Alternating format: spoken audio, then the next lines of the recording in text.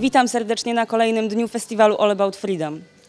Dzisiaj naszym gościem jest Mike'm Lernerem, brytyjski producent filmowy, który jako reżyser debiutuje głośnym dokumentem Pussy Riot Modlitwa Punka. Pussy Riot to pana debiut reżyserski, to pierwszy film, a jednocześnie już opowiada o kontrowersyjnym, znanym na całym świecie wydarzeniu. Czy uważa pan, że właśnie przez dobór tego tematu ten dokument może się stać bardziej ciekawym dla potencjalnego odbiorcy?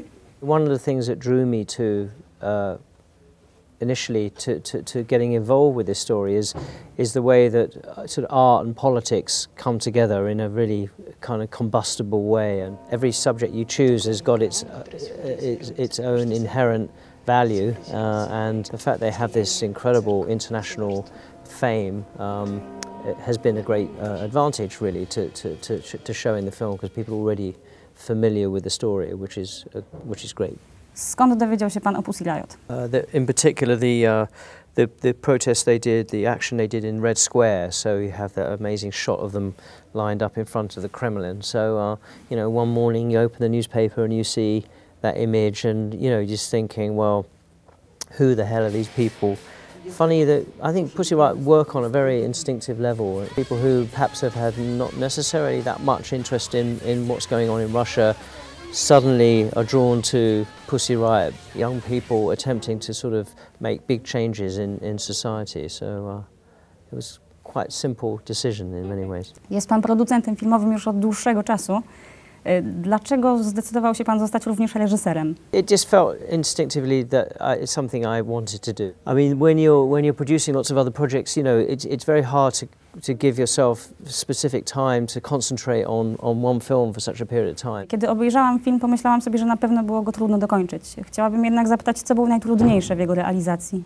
Well, I guess as with any film like this, you really don't know how the story's going to go. I mean, nobody really believed that this story would go as far as it did, into their conviction and incarceration and continued incarceration. I mean, their actual trial was a 2-week trial. Normally trial films go on for years and you're stuck. In many ways we were quite lucky that, well, for us as filmmakers, we were lucky that this whole thing happened in quite a condensed period and we could get the film out. And I mean, one of the difficult things was actually editing the film in a very short space of time. So that was quite challenging. Jak dużo materiału trzeba było wyrzucić? Well, inevitably quite a lot. I mean, the trial itself we had a lot of material from, and perhaps less than normal in a way, as I say, because it did happen in quite a brief period of time. But yeah, you always have a lot of things that you wish you could use. But czy patrząc z perspektywy czasu zmieniłby pan coś w swoim filmie? No, I mean, obviously, if I could change the outcome, I would.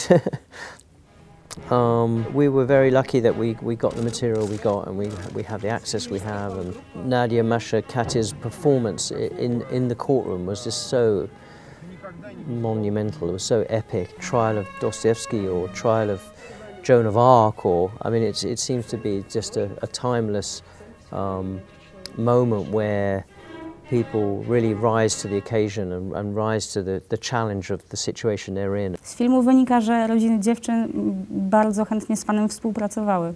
Well, some more than others.